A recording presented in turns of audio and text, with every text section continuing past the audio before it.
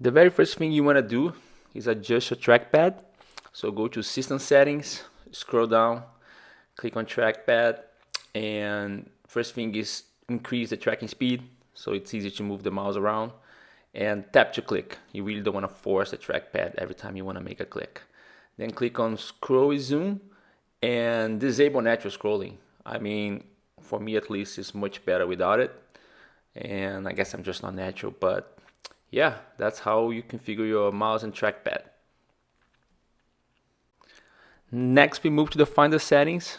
Click on Finder, go to the menu Finder, Settings, and on the General tab, make sure New Finder windows show your Macintosh hard drive. That's pretty useful. Then click on Sidebar tab and make sure the hard disks are shown on the sidebar as well.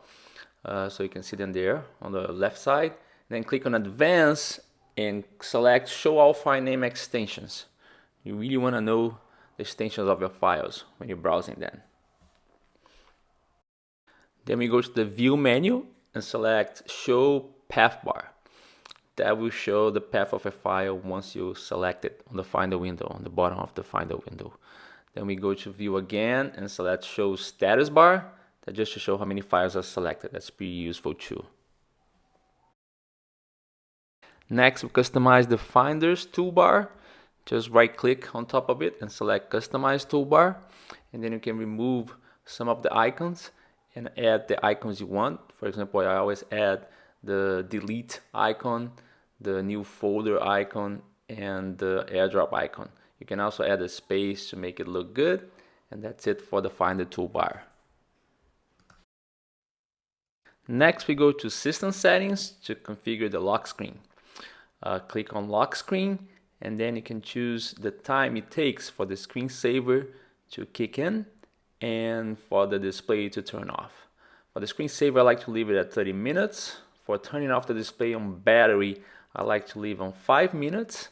To turn off the display when the power cord is plugged, I like to put 1 hour so I don't get interrupted. And for requiring a password after screensaver, I leave it on 5 minutes.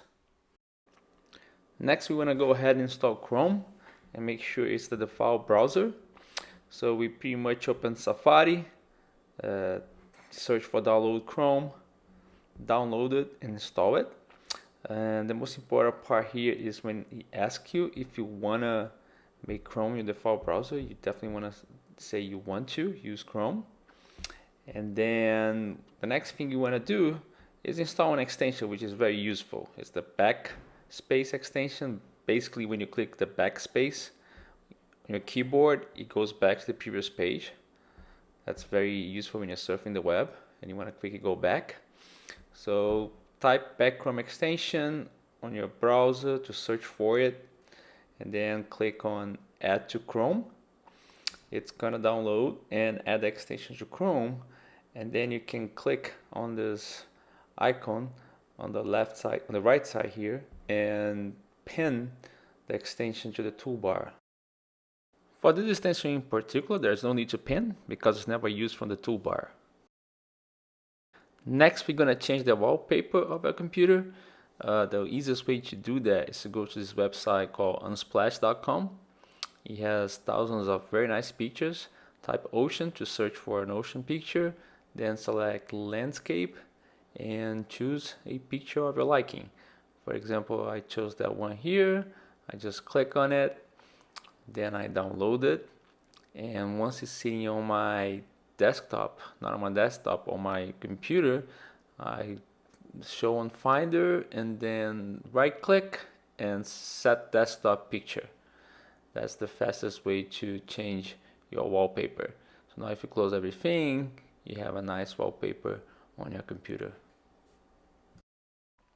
Your computer comes with a lot of widgets that you can use out of the box. So let's go ahead and configure them. If you click on the time on the upper right corner of your screen, the widgets will pop up, and then you can configure them. You can click Edit Widgets, and then by clicking on any of them, you are able to configure them. For example, if you click on the weather, you can change the location and add like several locations where you want to track the weather.